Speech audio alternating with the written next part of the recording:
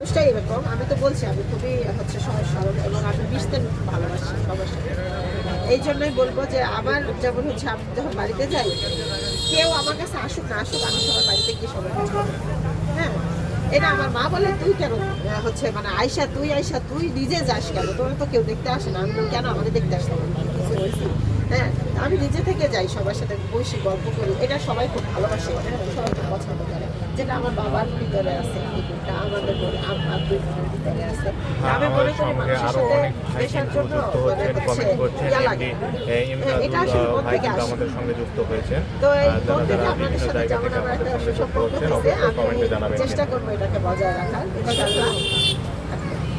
আপনি কখনো কি স্বপ্ন দেখেছিলেন যে একটা সময় আপনি মিডিয়াতে এত ভাইরাল থাকবেন, দেশে বিদেশে আপনাকে নিয়ে অনেক পজিটিভ কিছু বলবে এবং অনেক নেগেটিভও কিছু হবে? না, এরকম কোনো চিন্তা ভাবনা আমার মাথায় ছিল না। আমি শখের বসে একটা পেজ খুলছিলাম, পেজ নর্মালি যেমন আর মানুষেরা খুলে ওরকমই আমি খুলছিলাম, কিন্তু আসলে এত কিছু চিন্তা করিনি যে আমার ফেসবুক খুললে শুধু আমি আমাকে দেখতে পাবো, এরকম চিন্তা আমার ছিল না। স্বপ্ন দেখেছিলেন কিনা? এরকম কোনো স্বপ্ন আমি দেখিনি। দেখেন নাই। আচ্ছা, ভাইরাল হওয়ার আগের জীবন কেমন ছিল আর ভাইরাল হওয়ার পরের জীবন কেমন আপনার? আগের জীবন ছিল, হ্যাঁ, আমাকে মানুষ রাস্তায় বের হলে বলতো না যে আপনি কেক আপনি। হ্যাঁ, এখন যেটা হয় আমার সাথে বের হওয়ার সাথে, আপনি কেক আপনি না, আপনি আগার গায়ে বসেন না, তারপরে হ্যাঁ আপু আপনার কেক খাইছে অনেক মজা, আপু আপনার হাঁসের মাংস অনেক মজা, যেটা আমি এখন আর কি এগুলোই শুনতে পাই বের হইলে। একটু সেলফি তুলি বা আপনাকে অনেক ভালোবাসি, এইগুলো কথা আমার ভালো লাগে। যারা সবার এত এত ভালোবাসা পাচ্ছি, আলহামদুলিল্লাহ। আচ্ছা আপা, ভাইরাল হওয়ার কারণে কোনো ধরনের সমস্যা ফেস করেছেন? এরকম সমস্যা তো আসলে হচ্ছেই।